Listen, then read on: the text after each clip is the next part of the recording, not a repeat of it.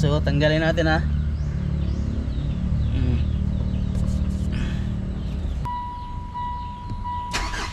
Iyon no. Iyon. Good morning mga boss. Bagong araw na naman mga boss no. For today's video, meron tayo ditong Mitsubishi Montero 2016 model no. Mag-install tayo ng dry belt kasi ang 154,477 na yung takbo niya mga boss no. So kailangan na siyang palitan ng dry belt. Nabili ko tong dry belt mga boss sa Mitsubishi ko mismo, nabili itong dry belt mga boss no. Original ito siya, genuine parts. Magpalit tayo ng dry belt kasi kailangan na siyang palitan kasi 2016 model tong ating Montero, Mitsubishi Montero mga boss. So ngayon babaklasin natin to, tapos tanggalin natin yung dry belt niya para ilagay natin tong bagong dry belt. So tara mga boss, samahan nyo ako mga boss, let's go.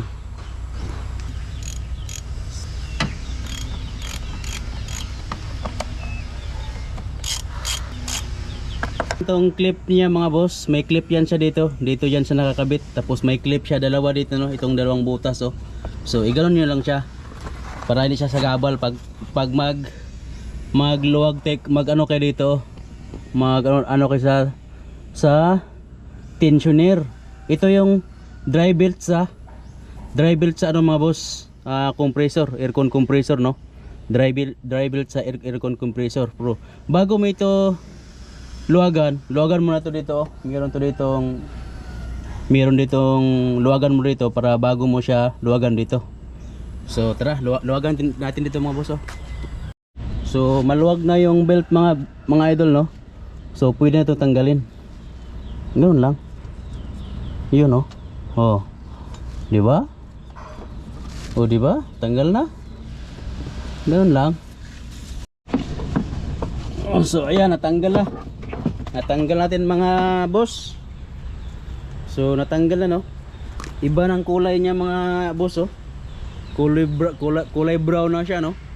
Kaya palitan na talaga siya. Yun oh. I-compare mo dito sa bago natin na belt oh. Kulay itim siya na may pagka-itim siya. Di ba? Wala, kailangan na. 10 years na to siya 2016 model. Tapos anong taon na ngayon is 2025, 2026 na. Wala, 10 years na siya. So ito yung sa compressor belt. Mayroon pang sa alternator belt nandun no. Yan ang tanggalin na naman natin ngayon. Oh. So ganun lang mga boss no. So dito naman tayo sa alternator belt. So tara, samahan niyo ako mga boss. Tanggalin na naman natin to. Ito, kailangan natin itong tubo para pang natin dito sa tensioner, kasi dapat yung tensioner is siya. Wait lang ha. Yun oh. Ganoon lang siya oh. Oh, lumuwag na siya. Okay, so tanggalin natin ha.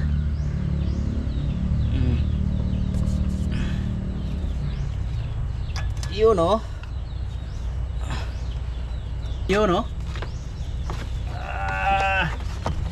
Yun, so natanggalan natin dry belt. Ito yung dry belt ng alternator. Yun.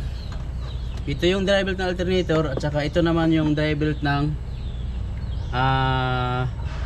compressor, aircon compressor, at saka ito yung dry belt sa alternator. So mahaba siya no. Itong nabili natin na dry belt mga boss is original kasi ito dapat talaga original yung bilhin natin na dry belt sa natin sa sasakyan, kasi ito lang yung bali delikado kasi pag maputol kasi mga boss, pag bibili tayo ng mga lokal, ibig sabihin madali siyang maputol.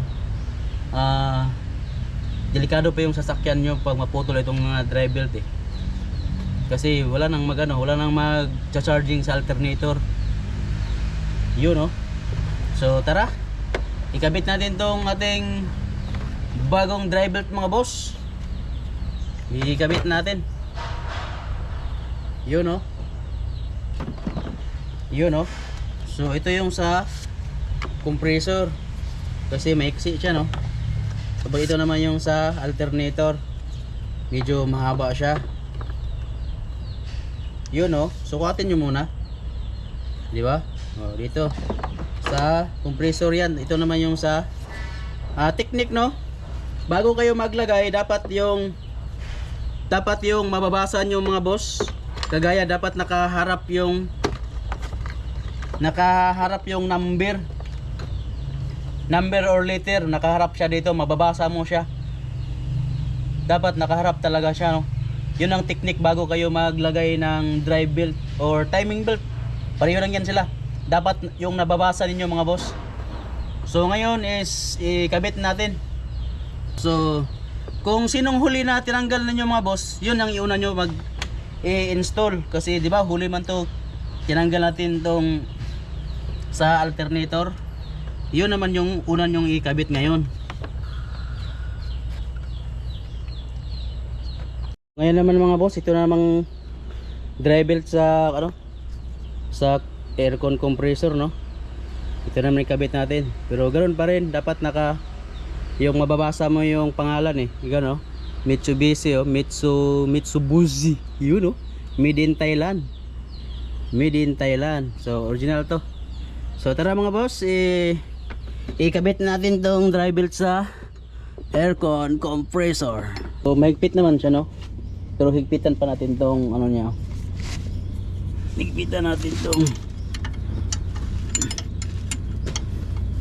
sa tensioner. Ay idler pala yan. So ayun mga boss, nakabit natin ang dalawang dry belt. Yun no. Dalawang dry belt ito. Nakabit na natin. Tapos yung isang belt. So i-double check natin mga boss kung i-double check natin yung kung nakalapat ba yung belt niya. Bago natin paandarin, i-check mo natin kung nakalapat ba yung belt niya. Nakapatong ba sa mga pulley ba. Yun. Tara, start natin mga boss. Yun no. Yun mga boss, sumandar na no. Yun, so tingnan natin. Tingnan natin yung gawa natin dito kanina. Yun no. Yun no, napaka-smooth no. Napaka-smooth yung andar. So wala siyang tunog na sa belt no. So ibig sabihin, yung pag-install natin ng dry belt is so far so good. Yun. Yun no. So maganda yung andar mga boss no.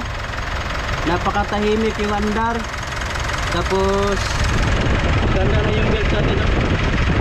Bago na siya no. Dalawang belt yan. Ganda na sa kabila yung isa. So yun na lang mga boss is yun na lang ay ikabit lang natin to dito yung engine cover niya no, para maparoad test na natin. So pandarin muna natin ang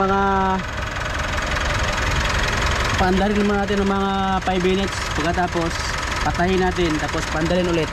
Pagkatapos i-road test na natin. Yun. So thank you for watching mga boss no. So i-road test ko to ngayon. Yun. So salamat sa panonood mga boss. Thank you for watching. I-road test ko pa to mamaya mga boss. Yun no. Yo.